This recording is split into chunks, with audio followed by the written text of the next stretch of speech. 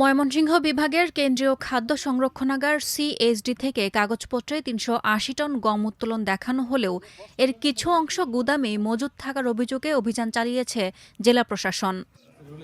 ১৪ June বিকেল থেকে সন্ধ্যা সোয়া ৭টা পর্যন্ত অভিযানে কিছু অনিয়ম পায় ম্যাজিস্ট্রেট।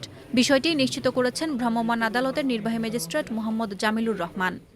রেজিস্টারগুলো ভালোভাবে মেনটেন করা হচ্ছে না, তো এটাই আমরা দেখেছি। ওনাদের রেজিস্ট্রার যিনি দায়িত্ব পালন করেছেন ওনাদের লিখিত বক্তব্য নিয়েছি, আর যিনি ম্যানেজার আছেন ওনাদের লিখিত বক্তব্য নিয়েছি, আর এরপরে আমরা সিদ্ধান্তটা পরে জানাবো। কাগজপত্র অনিয়ম পাওয়া গেছে না? কাগজপত্র অনিয়ম বলতে রেজিস্টারগুলো তো অনিয়ম পাওয়া গেছে, ওনারা সঠিকভাবে রেজিস্টারটা মেনটেন করছেন না। 250 বস্তা যেটা মালিক না, সেটা হচ্ছে 180 টন যাওয়ার কথা একজনের পক্ষে।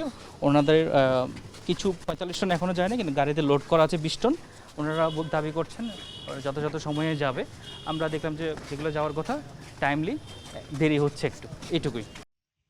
খাদ্য বিভাগ সূত্রে জানা গেছে, জেলার তারাকান্দা উপজেলার কেন্দুয়া বাজার এলাকার মেসার্স তালুকদার ফ্লাওয়ার মিলের অনুকূলে ৮ জুন জেলা খাদ্য নিয়ন্ত্রকের কার্যালয় থেকে 2টি চিঠিতে মোট ৩৮০ টন গম বরাদ্দ দেওয়া হয়। ওই গম ভেঙে উৎপাদিত আটা জেলার নির্ধারিত এলএসডি ও সিএসডিতে সরবরাহের নির্দেশ দেওয়া হয়েছিল। নির্দেশনা অনুযায়ী ১১ জুনের মধ্যে গম উত্তোলন ও নির্ধারিত সময়সূচি অনুযায়ী আটা সরবরাহের কথা ছিল।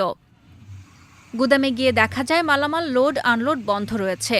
৩০ নম্বর গুদামের সামনে মোতায়েন করা হয়েছে 2 জন পুলিশ সদস্য। এই গুদাম থেকে মেসার্স তালুকদার ফ্লাওয়ার মিলের নামে বরাদ্দের গম উত্তোলন দেখানো হলেও উত্তোলিত গম এই ৩০ নম্বর গুদামে মজুদ রয়েছে বলে জানান সেখানে থাকা কর্মীরা।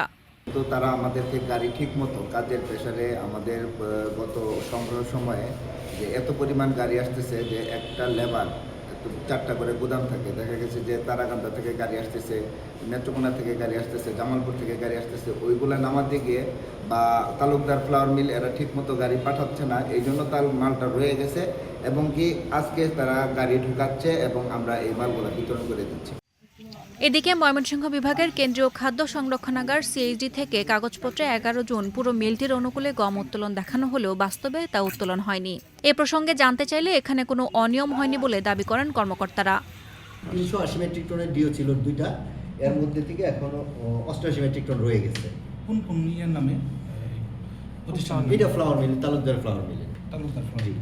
আমরা যেটা জানি যে তালুকদার ফ্লাওয়ার মিলের নামে এটা রেগুলার এই প্রসেসটা হয় যে তাদের নামে বরাদ্দ দেখানো হয়, পরে হচ্ছে আপনাদের না, প্রতি মাসেই ওনারা নিয়ে ওনারা আমাদেরকে আটা সাপ্লাই করেন এবং এই আটাটা আমরা ওএমএসে বিতরণ ঠিক আছে। বিষয়টা এরকম না, মানে আপনি বৃহস্পতিবার একদিনে কি 180 মেট্রিক টন গম বিতরণ করা সম্ভব? একদিনে সম্ভব না। এই জন্য মনে করেন এটা আজকেও বিতরণ এখনো চলমান, গাড়ি কিন্তু আছে এখানে। তালুকদার মিলে বলতে পারে, এটা তো আমাদের এখান থেকে নিয়ে যাচ্ছে, এখন সে তালুকদার মিলে করতেছে না তার গোডাউনে করতেছে সেটা তো আমি জানি। আর এটা আমার উপজেলায়ও না, এটা অন্য একটা উপজেলায়। খাদ্য গুদাম থেকে পুরো বরাদ্দ বিতরণ করা হয়েছে কিনা এ প্রসঙ্গে কথা হয় মিল মালিকের সঙ্গে। এখন আমাদের এখানে মাল পাঠায়, আমরা ক্রাশিং করি, বস্তা ভরি, আবার মাল আমরা পাঠাই দিই। কথাটা কি কিছু বুঝছেন? এখন মাল বাকি আছে কিনা 5 টন 10 টন বা 20 টন বাকি আছে কিনা না টোটালটা আয়া পড়ছে, এটা তো অনেক মাল। 380 টন মাল হইলে এটা অনেক মাল না? তো এটা আমার একটু দেখে তারপরে আপনাকে আমার বলতে হবে ভাইজান। আপনি তো শুরুর দিকে বলতেছিলেন যে আপনি পুরো মাল বুঝে পাইছেন।